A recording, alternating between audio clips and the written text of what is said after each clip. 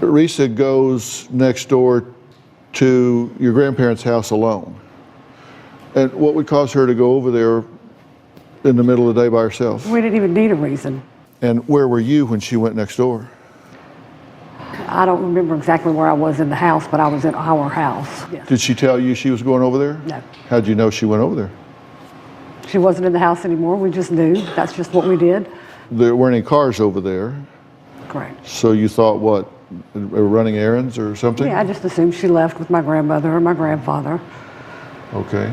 And then you say an hour later, roughly, you see your grandpa exit the house, but now he's screaming.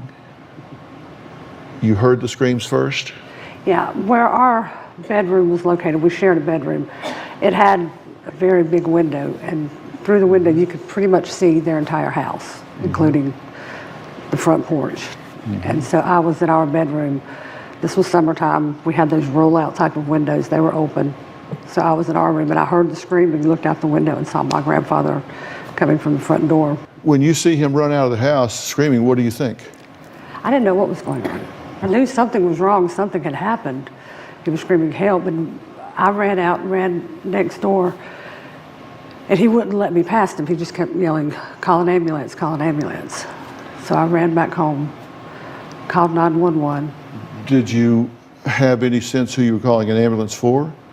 Did you wonder? Did you think it was your grandmother? Yeah. I didn't know. I didn't know if it was my grandmother, my sister, what had happened. I certainly wasn't expecting something like that. So you call 911 and say, I need an ambulance, okay? And what'd you do then? I ran back next door. Your grandfather's still in front of the house? Yes. I ran past him. He tried to stop me from running by him, but I got by him. You go in the front door. There's a little entry area there. And then what's the first room you enter? Well, you go in the front door, you enter the living room. You see anything in the living room? No. Look normal, nothing overturned, nothing? I ran into the hallway, and the kitchen's to this side, bathroom, and then the bedroom's to this side. And I turned the corner, the bedroom door was open, I looked in. And what did you see? Blood, a mess. I saw my sister on the floor. She was mostly covered up by a blanket. I could see her hair. I could see part of her face. And just, that was it. And when you say she was covered up, was the blanket blood-soaked or was it still dry? It had blood on it. Sorry? It had blood on it. It was soaked through yeah, with blood? Pretty covered, yeah. And was your sister alive at this point?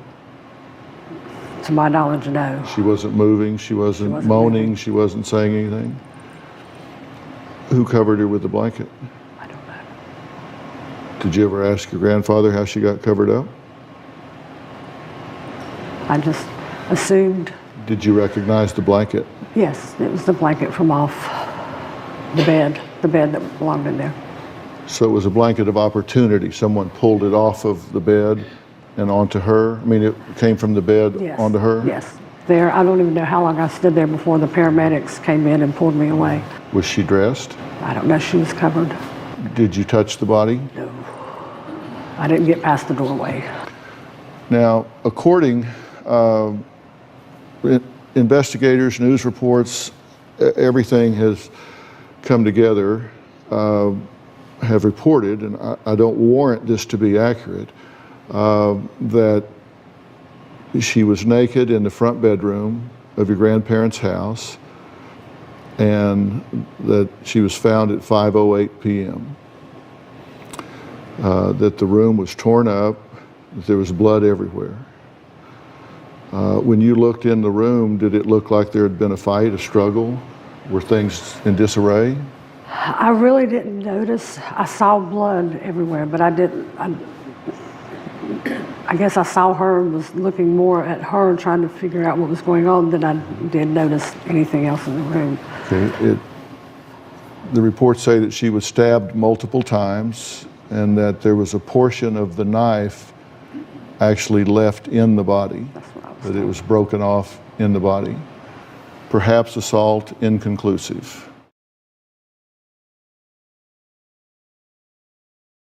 Now, we reached out to Jack Tremarco. He is the top polygraph operator on the globe, in my opinion. He's a former FBI special agent, FBI polygraph examiner.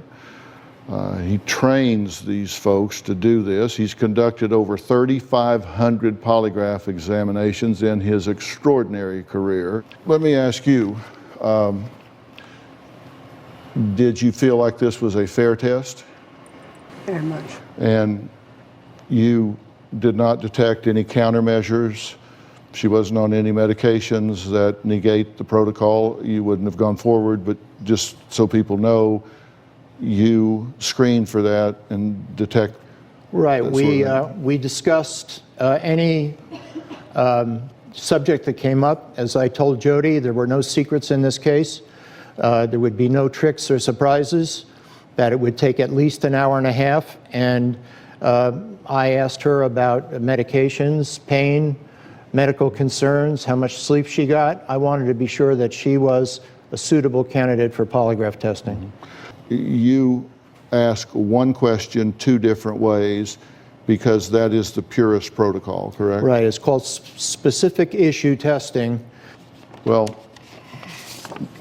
you ask one question two different ways, and the questions that were asked were, did you stab Risa?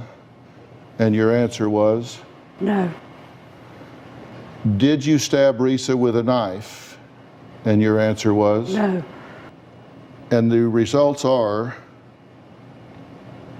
that you were non-deceptive, you were telling the truth, you did not stab your sister.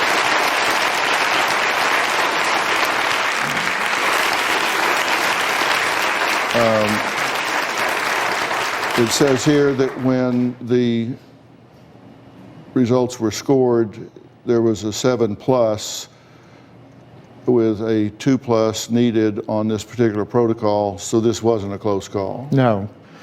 She would have needed a -4 or above to have failed, a +2 or above to have passed, and obviously +7 is well above that.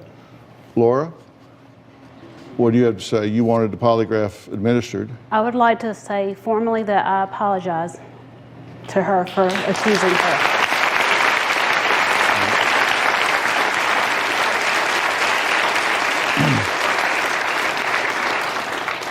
Thank you for saying that. She didn't fit the profile. A profile is a study of a particular group. In this case, the group would be lust murderers. Based on what I read in the reports, this probably, not certainly, but probably was a lust murder or an attempt at a sexual assault which ended in a homicide. That having been said, I would then research studies that have been done, interviews that have been done with all lust murderers that are in the program, and then learn the probabilities and tendencies that are associated with that group. And first and foremost, the lust murderer is a man. The way you describe this crime, did she describe this crime the way somebody guilty of murder would describe it? No. When I read the email that you sent to the show asking for Dr. Phil's assistance, you described your sister's death as brutally murdered. And usually a criminal will use minimization in their verbiage. In other words, the real murderer might have said that Risa was stabbed with a knife and died. And 18 times and a broken off blade. We're talking rage here. Rage. Rage.